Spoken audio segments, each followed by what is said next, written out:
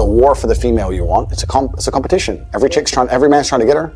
It's a war for the car you want. It's a war for the money you want. As a man, you shouldn't be waking up going, how do I get happy? As a man, you wake up and say, okay, how do I perform? Because what we said earlier is absolutely true. It's player versus player, my friend. Unfortunately, and it's an unfortunate reality of the world, is that it's player versus player. Like if you go to a video game, you play Call of Duty, right? There's 20 people in there, and we're all trying to kill each other. And the world is very, very similar financially. I'm not saying we should be out here killing each other, but I'm trying to explain that there's a certain amount of resource and everyone's trying to get it. But the masculine imperative and the masculine perspective is you have to understand that life is war. It's a war for the female you want. It's a competition. Every man's trying to get her. It's a war for the car you want. It's a war for the money you want. It's a war for the status. It's a war. Masculine life is war. If you're a man who doesn't view life as war, you're going to lose. So as a man, you have to wake up and think, okay, everything I want, other men want. I have to outcompete every other man to get it. So how am I going to do that? Am I going to do that by living in the moment, ignoring my phone, having a fun picnic? If I'm stressed or I'm frustrated, then I understand it's my time to perform. And I agree that society puts huge pressure on men, and it's time for men to perform. As a man, you either perform or you don't. And it is player versus player. The man who goes to the gym every single day, regardless of how he feels, will always beat the man who goes to the gym when he feels like going to the gym. And it's player versus player. And let me tell you something. As much as you want to sit here and disagree with me, it's women who decide who the winner is. Females will choose the man who's in fantastic shape. Females will choose the man who's got his money right. Females will choose the man who can fix any problem. Females will choose the man when they can go to him and say, can you fix this? And he says yes without panicking. That's who women want. I say that life as a man is exceptionally difficult. I say the most beautiful and the most terrifying thing about being a man is you're born without value. Society doesn't care about you. You're only going to be cared about based on how useful you are. You have the chance to build yourself up and become a superhero if you're prepared to do the hard work and be indefatigable enough to never quit. But if you're going to stand around and wait for a handout, nobody's going to ever respect you. And I think that a lot of people have forgotten about how difficult and how competitive it is as a man. We're always in constant competition with each other. And it's your duty as a man to stand up and say, I want to be as important and strong and good-hearted and God-fearing as possible. And I need to work hard to achieve those things. And the dangerous thing about overly emotional men is that they're dangerous. They're genuinely dangerous. This is what's crazy. All these people who talk about toxic masculinity and how bad it is for men to be traditionally masculine. A traditionally masculine man does things he doesn't feel like doing because it is his duty to do them. He charges into the building because it is his duty. Not because he feels like it, because it is his duty. We're now teaching the new generation of men that they don't have duty and they can just act on their feelings and act how they feel, and they don't have to act as a man should. Do you know what happens when you get men who just act how they feel?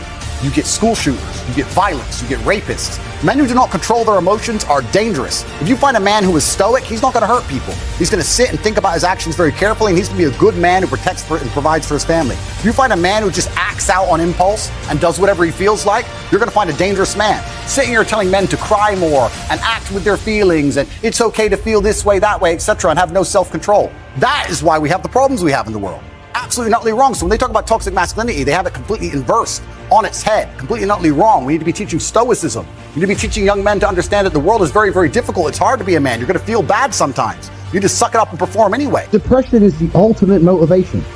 Oh, you're depressed. Okay, so you come along to me and you tell me you're depressed. I expect to see a huge list of what you're achieving per day. If you're unhappy with your life, but you're depressed, I don't expect you to be popping pills and sitting laying in bed. I expect you to give me a huge list of everything you're achieving per day.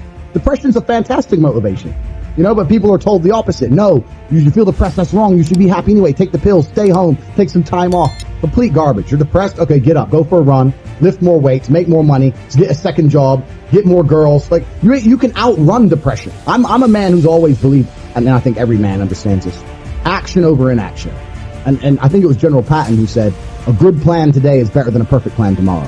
You got to do something, and you got to do something fast. Yeah. You're just sitting around talking about it and hoping for things to get better. Has never, I don't know about you gentlemen, but every time I ran out of money in my bank and I thought I'm going to sit around and hope for something to come, it never really worked out. It never worked out. It's like you can't be sitting around waiting for things to happen to you. Also, I think, especially in the West, a lot of people's problems are all in their mind. And I'm not saying that mental conditions aren't real, because absolutely some are. But I try and explain to people, look, the only thing on the planet you have genuine control over is your state of mind. Like, you can't even control your health. You might get hit by lightning. You can't control other people.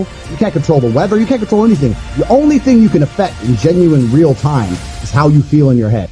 Oh, I get really shy and anxious. I'll say, so? Right. Oh, okay, that must be horrible. No, so? Do it anyway. Yeah, but I'm shy. I don't care.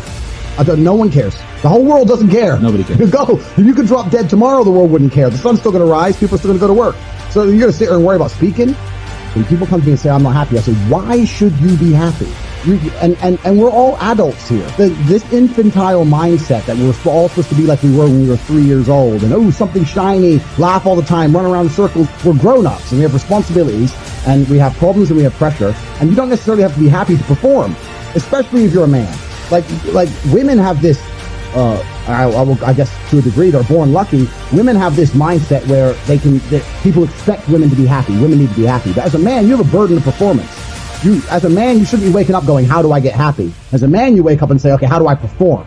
You know, and happiness will come at the end of the performance anyway. But if your number one goal as a man, if your number one mission in life is just to be happy, that's going to be an extremely vaporous existence, and you're not going to be a man of substance.